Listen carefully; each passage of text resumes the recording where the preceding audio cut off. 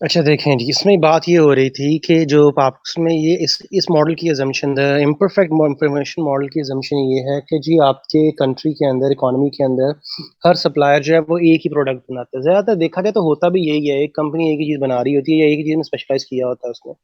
वो कहता है जो प्रोड्यूसर होता है ना वो चीज़ एक ही बनाता है लेकिन यूज़ ज़्यादा करता है, ऑब्वियसली उसको गंदम चीनी आटा कपड़े जूते सब कुछ चाहिए। अब कहता है therefore the supplier hardly aware with the price rises of all the goods, इसलिए उसको ना ये नहीं पता होता कि बाकी चीजों की प्राइस कितनी बढ़ रही है। They carefully consider the price of those good which they produce. वो सिर्फ उस चीज की प्राइसेस को देखते होते हैं या उस पे अटेंशन दे रहे होते हैं, उसकी चीज की कीमत पे अटेंशन दे रहे थे जो वो खुद बना रहे होते हैं। ठीक है ना? But they do not deeply observe the prices of those goods which they consume.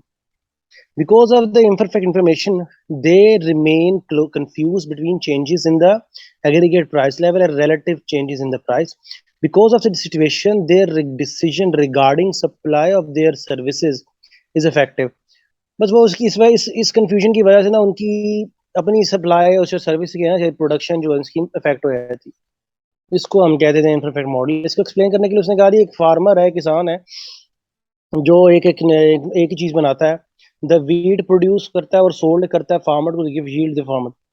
वो कहता है जी वो वीट बनाता है, गंदम बना के बेचता है और गंदम जो है उसको पैसा देती है। He has to purchase goods and services which such, उसकी इस पैसे से वो दूसरी चीजें खरीदता है। How much wheat will be produce by the farmer depends upon relative price of the wheat as compared with other. हाँ, कहता है जी फार्मर को गंदम बनाता है, गंदम बना के बेचता है, उससे जो पैसा आता है वो पैसे को इस्तेमाल करके वो अपनी जरूरियात जिंदगी पूरी करता है।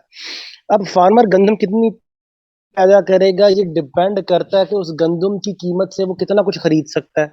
सही है ना? जितना कुछ खरीद सकता है उतनी ज्यादा गंदम पैदा करेगा। If the relative price of wheat is higher then the farmer produce more wheat by working hard because it yields him more reward. The relative price of wheat is lower, he will produce। अगर देखें ना, बात ये है कि अगर गंदम से उसको पैसा ज्यादा मिलता है और उसकी जरूरियात जिंदगी पूरी होती है, अच्छी जिंदगी गुजारता है, फिर तो वो दिन रात एक करके मेहनत करेगा और पूरा जिंदगी वो पूरा अपना दिन जो है ना वो गंदम को उगाने में लगाएगा।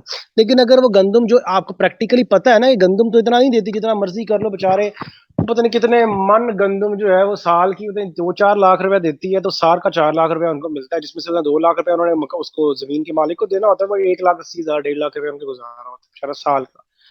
तो आपको पता है गंदम इतना नहीं देती, तो वो कहता है कि जी जो गंदम इतना नहीं देती अगर नहीं देगी तो वो क्या करेगा, वो फिर डिसार्ड हो जाएगा, डीमोटिवेट हो जाएगा और फिर भी काम नहीं करेगा। फिर वो क्या करेगा, वो बस अपनी बस जरूरियात जिंदगी थोड़ी बहुत रोटी आलू खाने के लिए, रोटी पूरी करने के लिए वो उतनी थोड़ी सी गंदम बनाएगा और बाकी टाइम ना अयाशी में, अयाशी नहीं लेजर आवर्स में आराम करेगा और सुकून करेगा। तो रिलेटिव प्राइस बहुत डिपेंड करती है कि जो चीज आप बना रहे हैं उसकी मार्केट वैल्यू।